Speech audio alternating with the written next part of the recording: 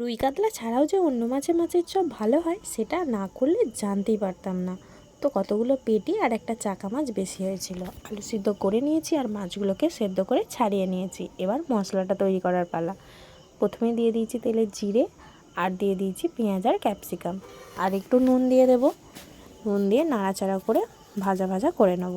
তারপরে টমেটো আর ধনেপাতাটাও দিয়ে দিয়েছি। তো একটু ভাজা হয়ে আসলে রসুন, আদা আর গোলমরিচ বাটাটা দিয়ে দেবো।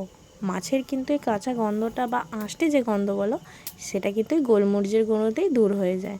আর লঙ্কা হলুদ তো এটা কমন জিনিস, তো যে যেরকম ঝাল খাও সেরকম দিও। আর আমি এগুলো দিয়ে ভালো করে মশলা কষিয়ে নিয়েছি।